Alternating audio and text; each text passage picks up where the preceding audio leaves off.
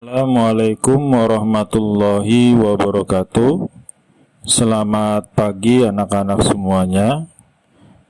Pada hari ini kita akan mempelajari mengenai bahan dan alat kerajinan.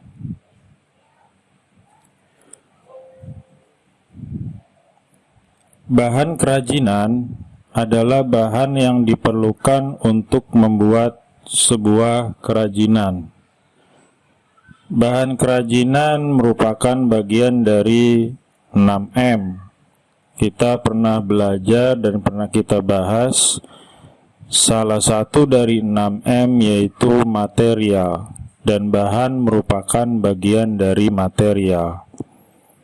Ketersediaan bahan kerajinan tergantung dari perbedaan letak geografis suatu wilayah. Perbedaan ini membuat karya kerajinan lokal menjadi beraneka ragam. Misalkan, wilayah yang letaknya dekat laut tentunya banyak menghasilkan kerajinan-kerajinan yang bersumber dari laut. Contoh, hiasan dari bahan kerang, ataupun dari hewan-hewan laut lainnya, misalkan keong, ataupun tempurung, ataupun batu karang. Bahan kerajinan berdasarkan tingkat kekerasannya atau sifatnya dapat kita bagi menjadi dua karakteristik, yaitu bahan keras dan bahan lunak. Baik bahan keras maupun bahan lunak, keduanya pun dapat kita bagi menjadi dua, yaitu bahan yang bersumber dari alam atau alami atau natural, dan yang kedua adalah bahan buatan atau bisa kita sebut sebagai bahan sintesis. Berdasarkan posisinya sebagai bahan dalam pembuatan kerajinan, bahan dapat kita bagi menjadi dua. Yang pertama, bahan utama. Bahan utama adalah bahan yang harus ada dalam pembuatan suatu produk, termasuk kerajinan, dan posisinya tidak bisa tergantikan dengan bahan lain. Bahan ini disebut sebagai bahan primer. Yang kedua adalah bahan pendukung. Bahan ini merupakan bahan yang tidak harus ada, bahkan bisa diganti dengan bahan lainnya karena sebagai pendukung. Umumnya hanya digunakan untuk menambah nilai guna ataupun hias. Bahan ini disebut juga sebagai bahan sekunder. Berikut ini adalah contoh gambar dari bahan kerajinan. Pertama adalah bahan keras, yaitu bahan yang bersifat keras. Pada umumnya, bahan ini tidak mudah dibentuk maupun diubah, kecuali menggunakan alat tersendiri. Ciri-ciri bahan keras alami antara lain dia mudah didapat, tersedia di alam bebas, dan murah. Contoh bahan alami seperti di gambar yang bisa kita gunakan sebagai bahan kerajinan adalah batu koral. Kemudian yang kedua, bahan keras buatan. Pada umumnya bahan ini lebih sulit didapat karena keterbatasan jumlah. Kenapa? Karena terbatas jumlah. Karena biasanya bahan keras buatan yang dipakai untuk kerajinan merupakan hasil recycle atau daur ulang dari limbah-limbah yang sudah tidak terpakai. Dan terakhir, bahan ini biasanya memiliki harga.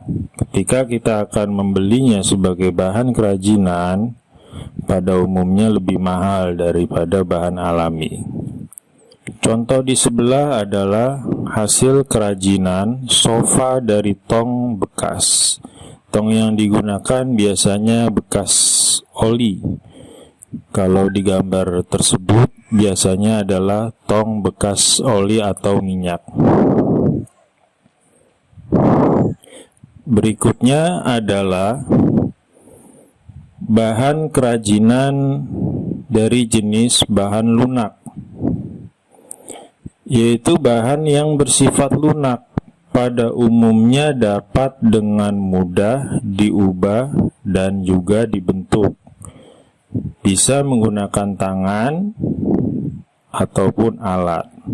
Alat biasanya digunakan untuk memaksimalkan hasil akhir. Contoh, kerajinan dari tanah liat. Kita bisa membuat kerajinan dari tanah liat dengan tangan kosong, tetapi hasilnya tentu tidak maksimal. Alat ini digunakan umumnya hanya untuk memaksimalkan hasil agar terlihat lebih baik. Bahan lunak seperti bahan keras dapat dibagi menjadi dua, yaitu bahan alami dan yang kedua adalah bahan buatan. Bahan alami mudah didapat, tersedia di alam bebas dan murah. Contohnya seperti gambar, yaitu bahan alami dari tanah liat. Contoh bahan alami lainnya kalian bisa sampaikan, silakan berdiskusi dengan teman sekelas atau mencari referensi lain, dan kalian bisa tuliskan di kolom komentar. Nanti akan Bapak moderasi. Kemudian bahan alami, setelah bahan alami yaitu bahan lunak buatan.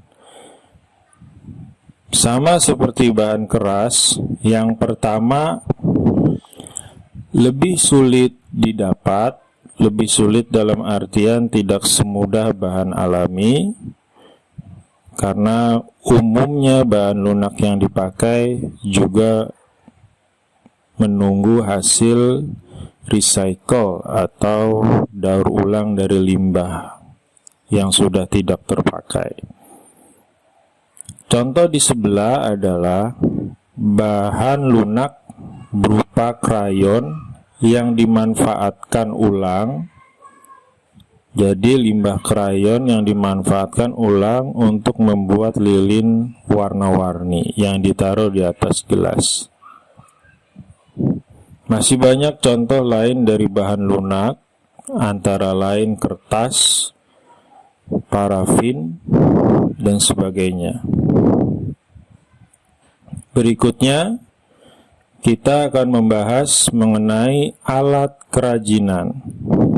Selain bahan, alat memiliki posisi yang sangat penting dalam membentuk sebuah karya kerajinan.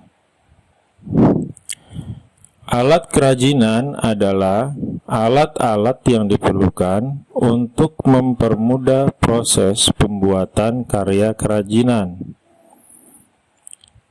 Alat merupakan bagian dari 6M. Tentunya kalian masih ingat 6M terdiri dari apa saja. Dan alat masuk dalam kategori machine.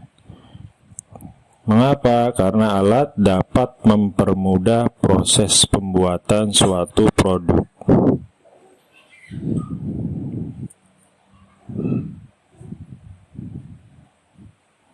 Berikutnya adalah kita kelompokkan alat kerajinan. Alat kerajinan dapat kita kelompokkan sesuai dengan bahan-bahan yang sudah kita kelompokkan sebelumnya.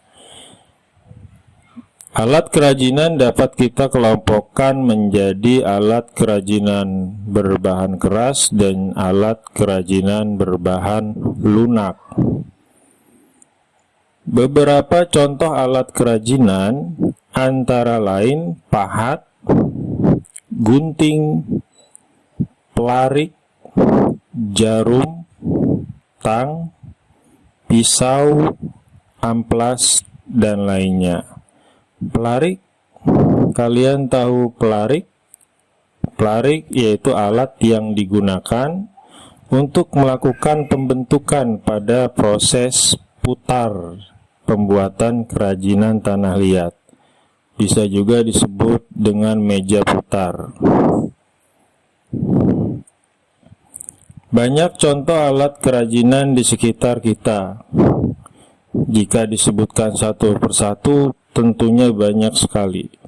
Dan di rumah kalian masing-masing pasti juga tersedia alat-alat dasar rumah tangga yang bisa digunakan sebagai alat pembuat kerajinan. Namun, jika berdasarkan fungsinya, kita dapat kelompokkan menjadi beberapa. Antara lain, alat potong. Alat ini berfungsi untuk memotong bahan-bahan yang diperlukan. Seperti contohnya bagian dari alat potong yaitu pisau. Bisa juga gergaji untuk kayu, gergaji untuk besi, dan sejenisnya. Yang kedua, alat ukur. Ini tentunya digunakan untuk memaksimalkan hasil akhir agar hasil produk yang kita inginkan benar-benar terlihat proporsional sesuai dengan desain yang sudah kita buat dan terlihat menarik. Kemudian alat ukir. Contoh dari alat ukir yaitu pahat. Ya, jadi dengan pahat bisa mengukir baik ukir kayu maupun ukir di media yang lebih keras seperti batu, dan juga bisa dilakukan pada media gipsum. Berikutnya alat untuk menghaluskan. Contoh alat untuk menghaluskan yaitu amplas. Amplas terdiri dari beberapa jenis, ada amplas kasar, amplas halus, dan amplas paling halus. Berikutnya adalah alat untuk belah. Alat belah misalkan berupa kapak, ini dipakai untuk bahan-bahan yang keras seperti kayu, gelondongan, ataupun kayu balok jika diperlukan. Alat putar terakhir yaitu alat putar pada kerajinan tanah liat seperti pelarik yang disebutkan pada slide sebelumnya. Ini adalah beberapa contoh alat yang kita kelompokkan menjadi fungsinya. Jika kalian punya pendapat lain selain yang sudah disebutkan, bisa kalian tuliskan di kolom komentar dan nanti akan Bapak moderasi sebagai absen. Berikut ini adalah contoh-contoh alat kerajinan. Kita mulai dari sebelah kiri. Yang pertama adalah pahat.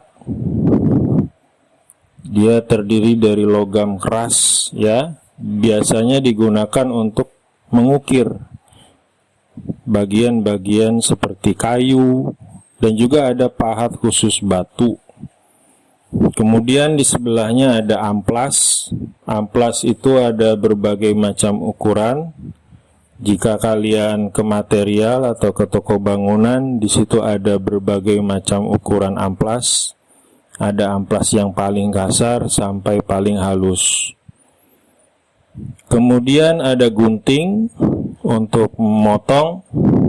ada kuas, dan terakhir jarum. Ini hanya beberapa contoh alat kerajinan dan bisa kalian kembangkan. Contoh-contoh lainnya kalian tulis di kolom komentar. Silakan. Nanti Bapak moderasi. Demikian materi yang disampaikan hari ini. Ada beberapa hal yang bisa kalian tulis di kolom komentar, bebas dan sopan. Nanti Bapak moderasi. Terima kasih. Assalamualaikum warahmatullahi wabarakatuh.